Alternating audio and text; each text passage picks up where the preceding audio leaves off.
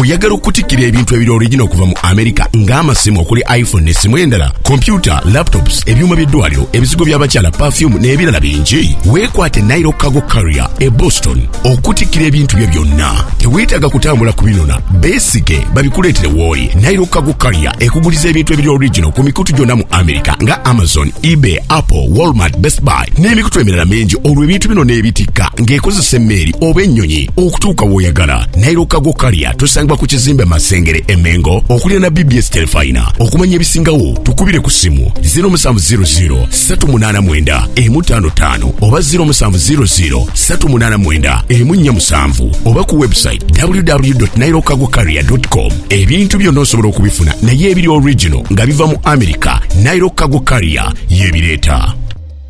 Kati ate ngenda wa Sserulungi Mr.Lee obulungi bumulumira ddala. Mr. Bulungi bunno mwana mwe kyovulaba bannange atyala n'ebintu byebyo bive. Kimanyi waliwo obufaananyi bwe nabadde ntunuulira twekubye obufaananyi 2016 ogamba kiki ekyali kituluma nengamba naye nze CRUZ ndi ku ki katulaba twali tuli bwe tutyo saasira abalala abatannaba kulowooza kujja wano.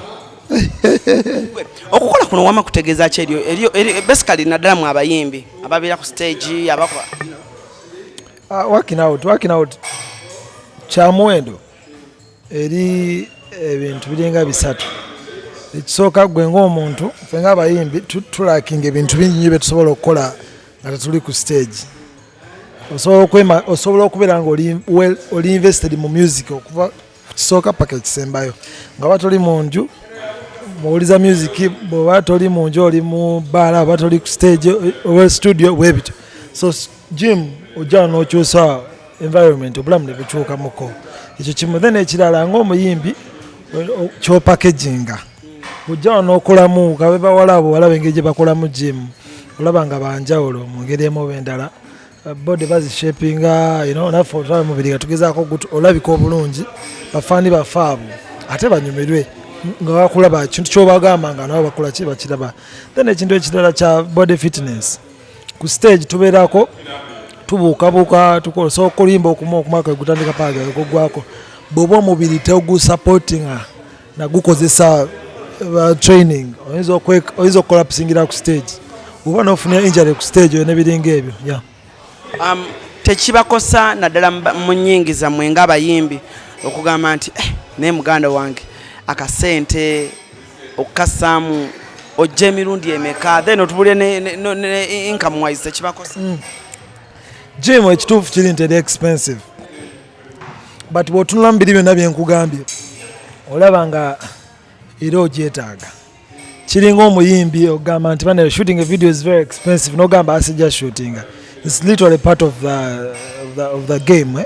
Tulina obanga oli ojjako ekitono ekyo nokinvestinga mu mubiri gwo nokinvestinga mu gym okulwa omulimu gwo omulungi. Yeah, man. It's a very beautiful place. Gym nungi okoleddeyo bbanga ki? Cash gym nabajoininga 2019 when abajoininga. Omubiri gwe tulaba mu bifaananyi Deliver Julio gwe Bobby mwena wano okoledde wano wano wewaka. This is our favorite Cash gym. Era abakwano baffe bonna bafiiki ba Spice bonna nze mbagambe obaffe tugezezaako bagamba okujja okutujoininga wano abasinga. Omuntu yatujoiningisa wano mu 2019 yali Rabadaba. So then gym teyali bayimbi nnyo tebagimanyi nnyo ne bwe yatuleeta wano actually yaŋŋamba kama njwakatwera sintujja ntoba nga gym nnungi ng'erina facilities ennungi abantu munayo ne bajja nga naye boze n'ogiraba nti nungi. So ladies and gentlemen, Mr.Lee katumuleke atandika okweteekateeka okuba nga ate naye agenda atandika working out. Tugenda balaga workouts ez'enjawulo naye tujja kuba twogerako ne ba coaches nabo owaaye oba omwana ampadde kaki naye akayembe kalinga akali mu yogati owaaye oyagala okutikkira ebintu ebiri original okuva mu America ng'amasimu okuli iPhone n'essimu endala, computer, laptops, ebyuma by'eddwaliro, ebizigo by'abakyala, perfume n'ebirala bingi, weekwate Nairo Cargo Carrier e Boston okutikkira ebintu bye byonna. Teweetaaga kutambula ku binona, beesike babikuleetere w'oli. Nairo Cargo Carrier ekuguliza ebintu ebiri original ku mikutu gyonna mu America nga Amazon, eBay, Apple, Walmart, Best Buy n'emikutu emirala mingi. Olwo ebintu bino n'ebitikka ng'ekozesa emmeeri oba ennyonyi okutuuka w'oyagala. Nairo Cargo Carrier tusangibwa ku kizimbe Masengere e Mengo okulira na BBS Telefina. Okumanya ebisingawo tukubire ku ssimu 0700 389 155 oba 0700 389 147 oba ku website www.nairocargocarrier.com. ebintu byonna osobola okubifuna naye ebiri original nga biva mu America. Nairo Cargo Carrier yebireeta.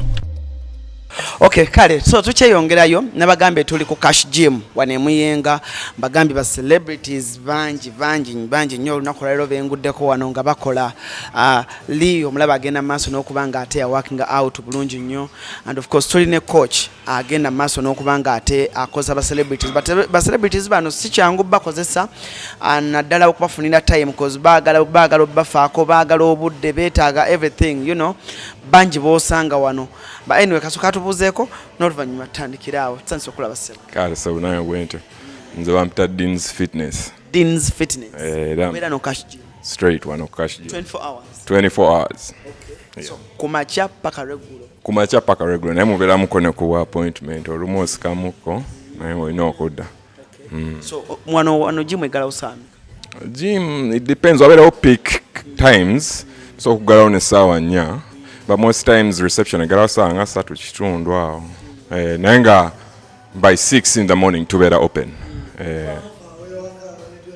Wanji? Muba mufa abewaka emitwe eminene tumanyi ovaamu saa 6 ez'ekiro. Kiro?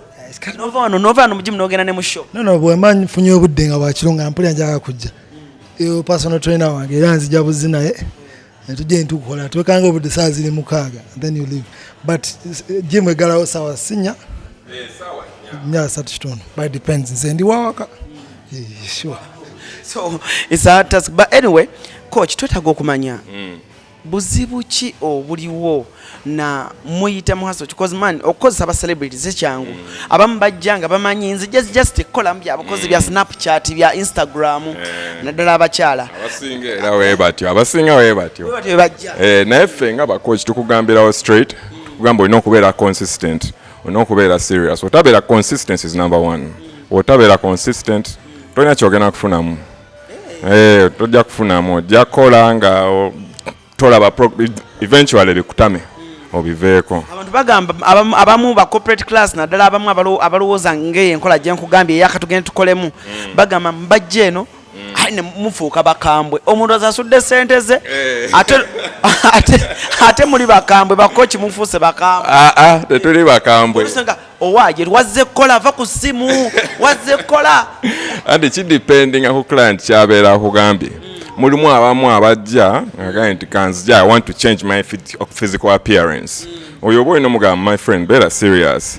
Naye aba state of mind it's okay jangu kubeemuko ng'e simu yongo kimanyi you're looking for peace of mind. Ojja kuvaawo ogifuna oyagala kukyuka ng'omubiri becoming a fit and all. You have to be serious. Kati nzo ndaba badde ngamba wano Mr.Lee bajjanga ku show yange 2016 ku TV nga kale era banenemu naye ng'era tuliawo naye kati mutuletenga naye mukama kati nganze guno mbiri gwange nkola ntya okwongerako naye nga saagala nnyo byakoowa nga toyagala byakoowa toyinza butakoowa naye nga tutandika mpola teweeteeka ku pressure nnyo. Abantu abasinga ekibalemesa ekirala beteeka nnyo ku pressure nagamba nina ogenda ku gym nina okukola kino nina okukola kiri. No, start slowly, start with what you can, start with body weights. That's what I would advise. Naye nga otandika mpola nomanya the main key thing is consistency. Turn up. It's the most important. Batugamba nti afa abatasobola kusetula byuma tukube supplement tunywe supplement feja tutasa. Supplement munange most times it depends on your body type nekyoyagala. You need to teach people but again ekigambo supplements. There is a really wrong perception about supplements in regards to working out. supplements mu bumpimpi is a balanced diet, is food. Kitegera, if you can attain food nga si supplement, the better. Bubanga osobola okuba ne work plan y'emmere n'ogamba nti ngenda akalya ku bikinyebwa ndiye ku kino akusinziira ku body type ne target yo, the better. Kitegeera. But in most cases abantu abalya supplement abanywa sap tebamunywa nti bajje bafuuke biki bafuuke babagejje biki osobola supplement era n'atakolako. Kitegeera. Yes. And supplement era it doesn't mean nti ateva ku mmere. No, it's just a supplement nga wokiwulira eyongerezaako bwongereza. Kati nze bwe manjagala okubeera nga Lee mu myezi ng'ebiri mba njagala mu myezi Lee mu myezi ng'ebiri njagala kubeera nga ggwe kati manyi ngenda kikola ntya? Tosobola kubeera nga nze emyezi ebiri naye osobola okubeera a better version of who you are in 2 months bw'osalawo. Kitege because nze nyinza oba kintwaliddemu akabanga nange okutuuka wano bwe ntuuse.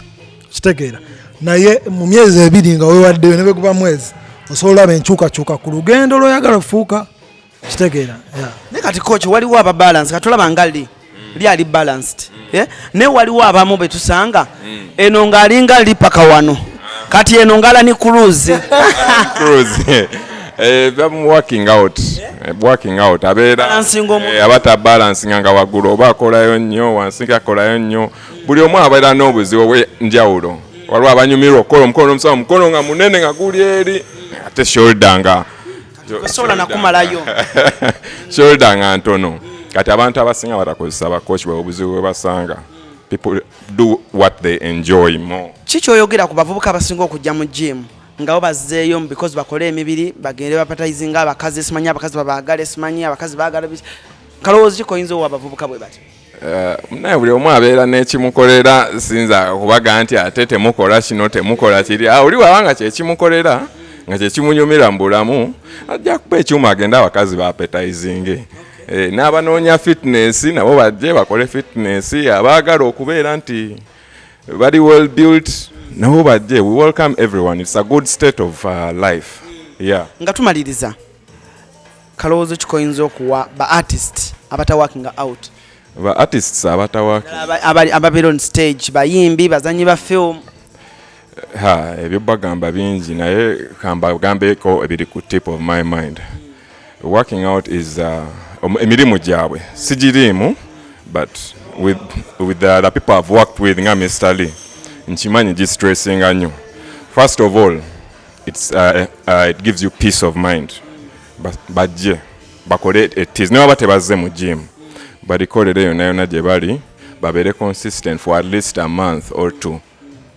They will come and tell you kirungi nnyo peace of mind ne fitness. Ababukabuka ku stage ababadde ba working out ne babivaakoko ojja babuuza ajja kubula waabivuddeko akugaba naye ennaku zino mpekeera ku stage ennaku zino ola gasirina n'akomawo yekka. You have to do it to know it. Eri abalina maka gaabwe gym ez'enjawulo abantu abanjawulo olina gym nyina naye kyenyinza okugamba tere kintu kirwadde nga kuba na gym ka. It's really gym is a habit nti olina okubeera waliwo omuntu balina okwentayisinga ojjagala.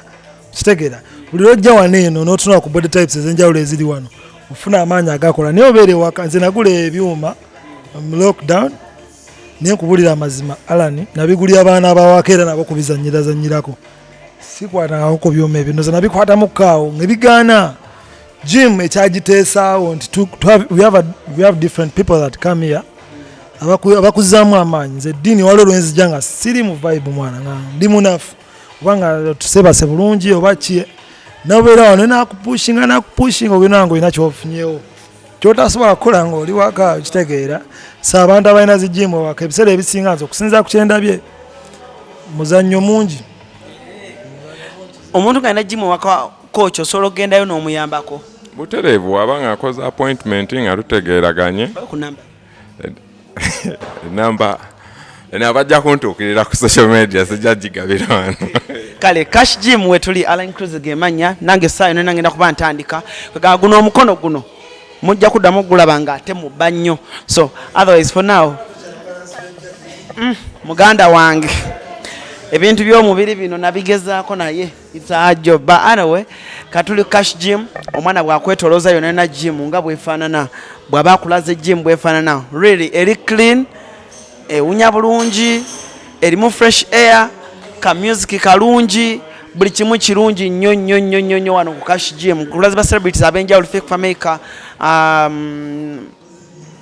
Karonanto ng'akolera wano, Rabadaba nga tanagenda mu UK, and of course manager Roger Musanzewo, fake filmmaker, ba celebrities bangi nnyo ba B2C bonna. Njagala okuba nga atonda kulero ndugwera nenga tewerabira aba Nile Cargo bagamba nti gwali mu America basic enamba yabwe weri wansawo bakuletera ebintu ewa ne Uganda. Nawe wali wana Uganda ngwego sindika ebintu mu America bibatwalire bajja kuba bakikola bulungi nnyo. Muzeyi Kaddu wali mu America awo ajja kuba bakwata bulungi ate yakutadde ne Maros Bridal Center. Sagala kubanga tensuka wano nakolera mswe bulungi mweraba. Oyagala okutikira ebintu ebiri original okuva mu America ng'amasimu okuli iPhone n'essimu endala, computer, laptops, ebyuma by'eddwaliro, ebizigo by'abakyala, perfume n'ebirala bingi, weekwate Nairo Cargo Carrier e Boston okutikira ebintu byo byonna. Teweetaaga kutambula kubinona, beesige babikuleetere w'oli. Nairo Cargo Carrier ekuguliza ebintu ebiri original ku mikutu gyonna mu America nga Amazon, eBay, Apple, Walmart, Best Buy n'emikutu emirala mingi. Olwo ebintu bino n'ebitikka ng'ekozesa emmeeri oba ennyonyi okutuuka w'oyagala. Nairo Cargo Carrier tosangibwa ku kizimbe Masengere Emengo okulira na BBS Telefina. Okumanya ebisingawo tukubire ku simu 0700 389 155 oba 0700 389 147 oba ku website www.nairocargocarrier.com. ebintu byonna osobola okubifuna naye ebiri original nga biva mu America. Nairo Cargo Carrier yebireeta.